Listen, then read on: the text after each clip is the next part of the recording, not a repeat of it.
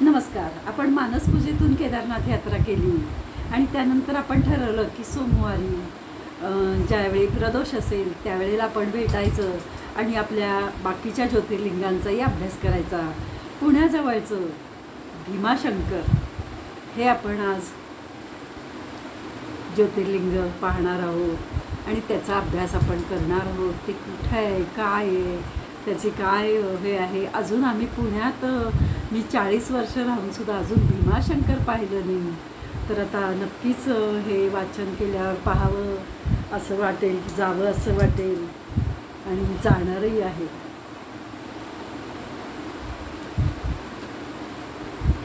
कैलास राणा शिवचंद्रमौळी फणेंद्र माथा मुकुटी जळी कारुण्य सिंधू भवदुःखहारी तुझ वीण शंभो मज कोण तारी.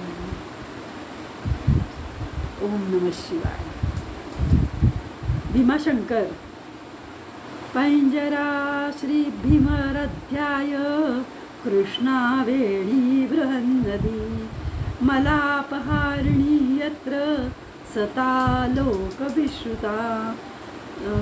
भीमा झाली चंद्रभागा विठ्ठल चरणीची गंगा. चंद्रभागा म्हणजे भीमा नदीच्या तीरावर पंढरपुरात लाखो भाविक तल्लीन होऊन नाचताना दिसतात. पंढरपुरात नेहमीच दिसणारे हे दृश्य पंढरपुराजवळ भीमा नदी चंद्रकोरीसारखा आकार घेऊन वाहते, म्हणून तिला तेथे चंद्रभागा म्हणतात. लाखो वारकरी तिला गंगा भागीरथी मानून स्नान करतात. नेमकीच आत्ता वारी आपली चालू आहे आणि हा भाग आलेला आहे. हा योगायोगच आहे. गंगेचा उगम भगवान शंकराच्या जटेत झाला व ती स्वर्गातून सरळ धरतीवर प्रकटली. तर भीमा नदीची उत्पत्ती शंकराच्या घामापासून झाली. भीमेचे उगमस्थान श्री क्षेत्र भीमाशंकर आहे. भीमाशंकर आहे. अतिशय उंचावर असून तेथील हवा बोचरी नाही. येथील वातावरण फारच आल्हाददायक आहे. पुणे जिल्ह्यातील राजगुरुनगर तालुक्यात घोडेगावच्या पुणे सह्याद्री पर्वताची भवरगिरी स्थाचल आणि भीमाशंकर ही 3 शिखरे आहेत. त्यातील भीमाशंकरच्या डोंगरावर हे पवित्र तीर्थक्षेत्र आहे. अतिशय उंचावर असून येथील हवा बोचरी आहे. येथील वातावरण फारच आल्हाददायक आहे. येथील निबिड अरण्यात कधीमधी वाघही दृष्टीस पडतात. या जंगलात अनेक औषधी वनस्पती विपुल प्रमाणात आहेत. तसेच इथं वन्य प्राणीही पाहावयास मिळतात. तीर्थस्थानाला पोहोचण्यासाठी मजबूत व प्रशस्त रस्ते बनवण्यात आले आहेत. त्यामुळे तेथे पोहोचणे आता तितकेसे अवघड राहिले नाही. फक्त कोकणातून येथे येताना डोंगर मार्ग असल्यानेच फक्त थोडासा त्रास होतो. फार पूर्वी येथे शाकिनी आणि डाकिणीचा निवास होता. या भागात दाट लोकवस्ती नाही. फक्त शिवरात्रीच्या पर्वावर भाविकांची गर्दी वाढल्यानेच हा परिसर चमचमताना दिसतो. इतर वेळा भाविक येतात व दर्शन पूजन करून निघून जातात. आता तर गेल्या काही दिवसात येथे बऱ्याच सुधारणा करण्यात आल्या आहेत. शासनाने एक विश्रामगृह देखील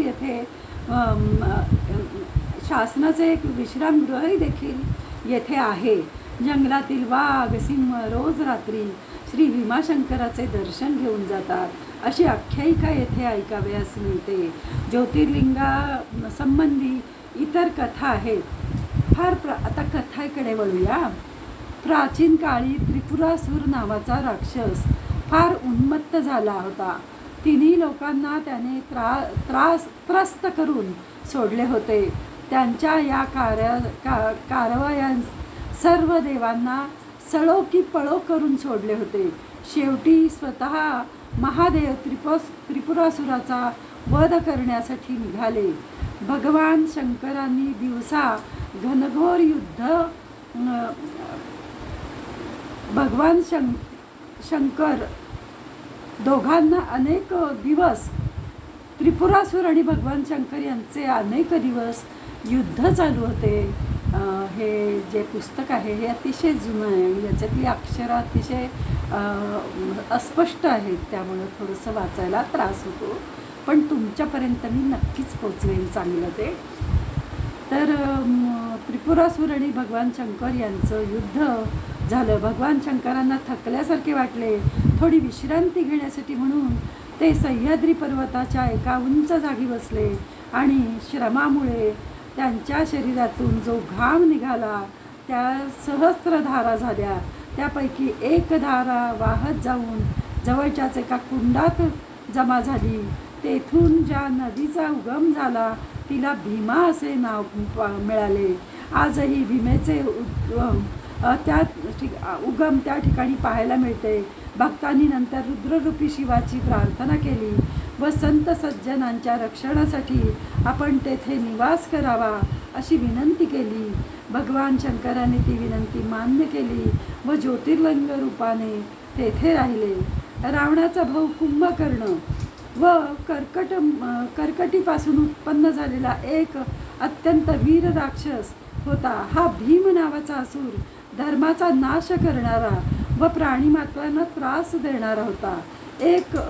जेव्हा त्याने आपली आई कर्कटी हिला स्वतःच्या पित्यांबद्दल व निवासस्थानाबद्दल विचारले तेव्हा ती म्हणाली, लंकापती रावण यांचे भाऊ असलेले कुंभकर्ण हे तुझे वडील आहेत. श्रीरामाने मारून टाकले. मी आजपर्यंत लंका पाहिलेली नाही. तुझ्या वडिलांशी माझी भेट पर्वतावरच झाली. त्यांच्यापासून तुझा जन्म झाला. तेव्हापासून भी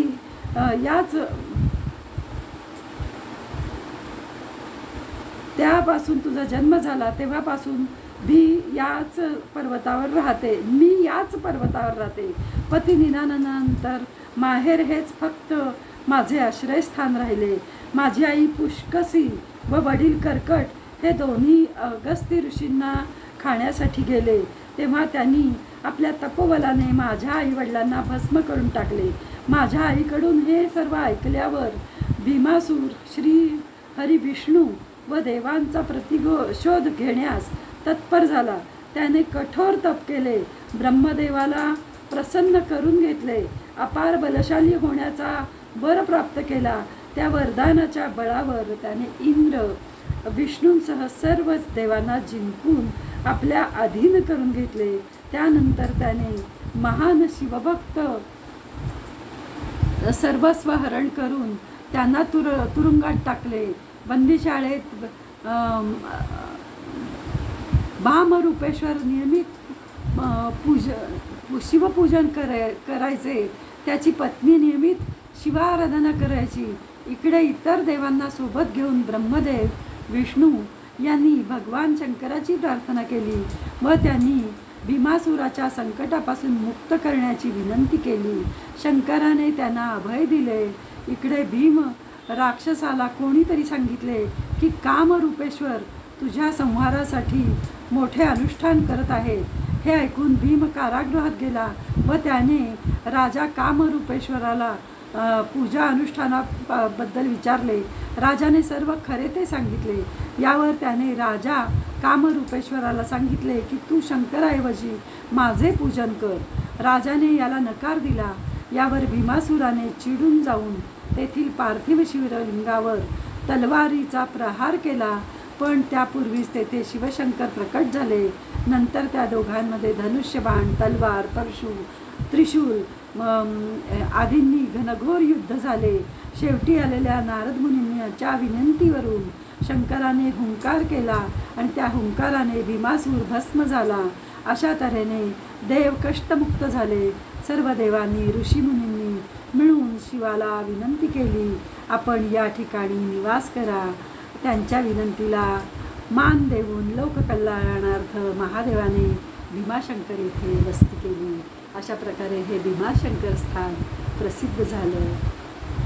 जय शंभो शिवशंकर कैलास राणा शिवचंद्रमौली गणेंद्र माता मुकुटी जय कारुण्य सिंधू भव दुःखहारी तुझ दीन शंभो वाचतो तारी. शंभो शिवशंकर कैलासपतये नमः.